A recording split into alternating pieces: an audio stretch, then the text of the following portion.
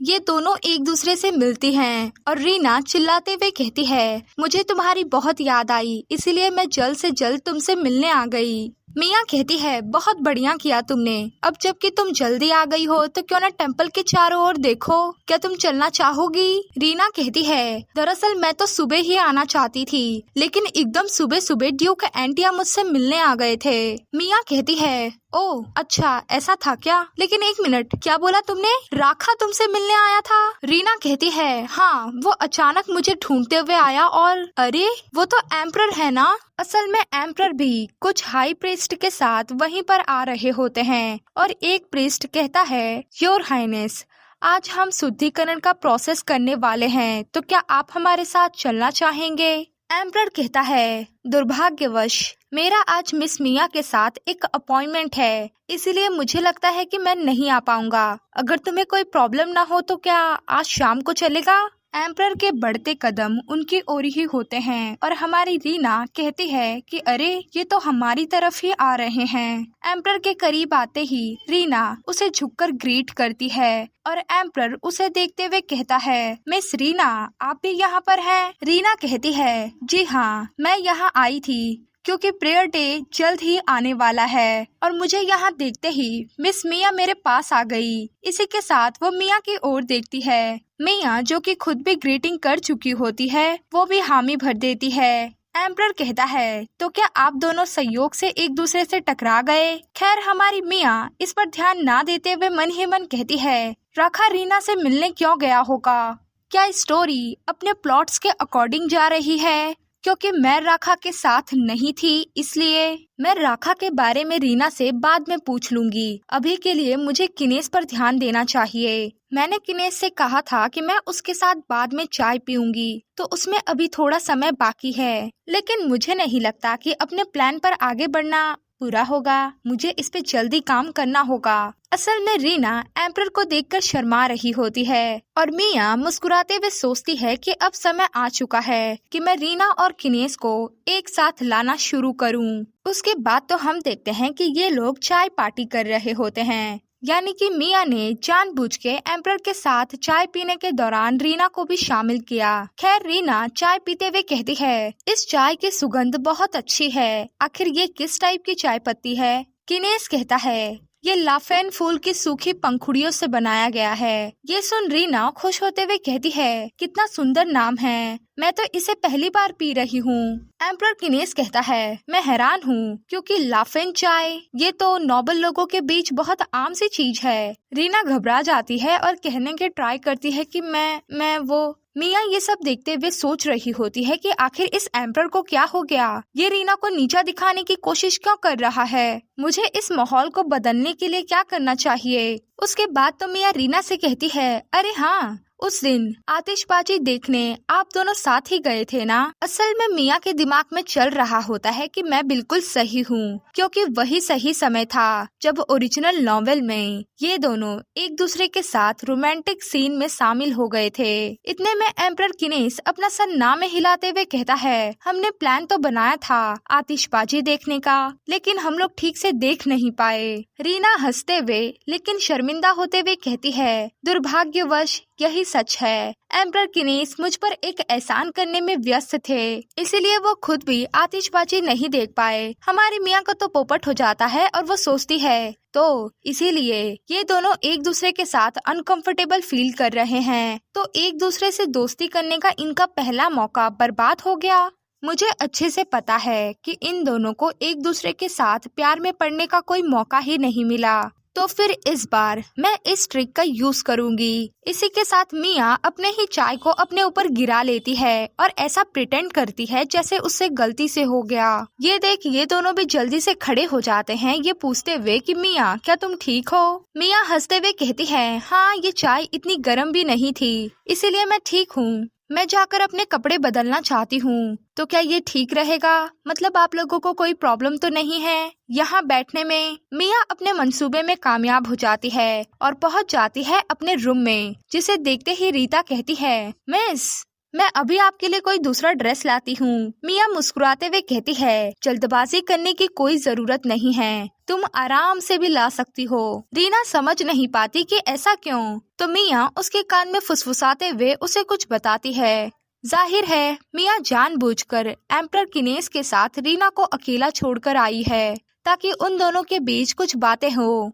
रीता भी सब कुछ समझ जाती है और कहती है, तो ठीक है, आप ये बोल रही हैं कि हमें रुकना होगा। मिया मुस्कुरा देती है कि हाँ, तुम सही समझी। दूसरी ओर रूम में एकदम शांति छाई होती है और एम्परर किनेस के दिमाग में चल रहा होता है कि मिया हमेशा ही मुझसे बचती रहती है, इसलिए मुझे लगता है कि वो इस बार भी कुछ ज्यादा ही समय लेगी वापस आने में। इतने में रीना कहती है, योर हाइनेस। एम्परर कहता है, हाँ। रीना कहती है, अगर आप जल्दी में हैं, तो क्या आप पहले निकलना चाहेंगे?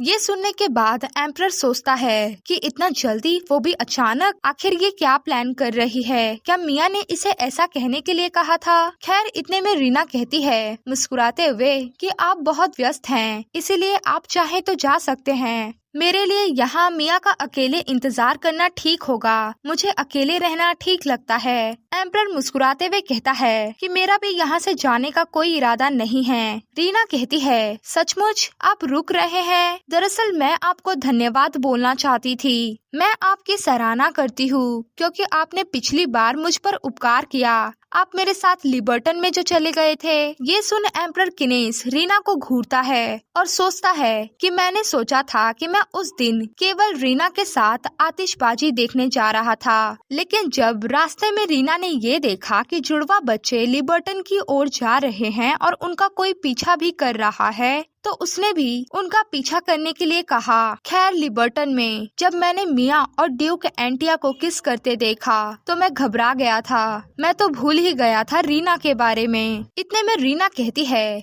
कि हमें बस आतिशबाजी देखनी चाहिए थी, लेकिन मैं बहुत जिद्दी थी, है ना? मेरी वजह से ही आपको जुड़वा बच्चों के पीछे चलना पड़ा। खैर, एम्परर भी अपने फ्लैशबैक से बाहर आ जाता है और कहता है, ये तो अतीत की बातें हैं, इसीलिए इनके बारे में तुम्हें चिंता करने की जरूरत नहीं है। रीना कहती है, मुझे यकीन नहीं है कि मेरे लिए ये कहना ठीक है या नहीं, लेकिन फिर भी मैं आपसे कहना चाहूंगी कि आप मुझे बहुत दयालु आदमी लगे। अब ये सुनकर एम्परर किनेस तो एकदम चौंक जाता है और मन ही मन कहता है, क्या मैं और एक दयालु आदमी? ये अपनी राय के बारे में बहुत ईमानदार लगती है। लोग आमतौर पर मेरे सामने अपनी सच्ची भावनाएं नहीं दिखाते। शब्द लोगों को धोखा देने और उन पर गुप्त हमला करने के लिए इस्तेमाल किए जाने वाले हथियार हो सकते हैं। ऐसे में इसका ये कहना। खैर, वो कहता है, तुम इस बात को लेकर श्योर नहीं थी कि तुम्हें ये कहना चाहिए या नहीं, लेकिन मैं तुम्हें बताता हूँ कि आमतौर पर ऐसा न करना ही बेहतर होगा।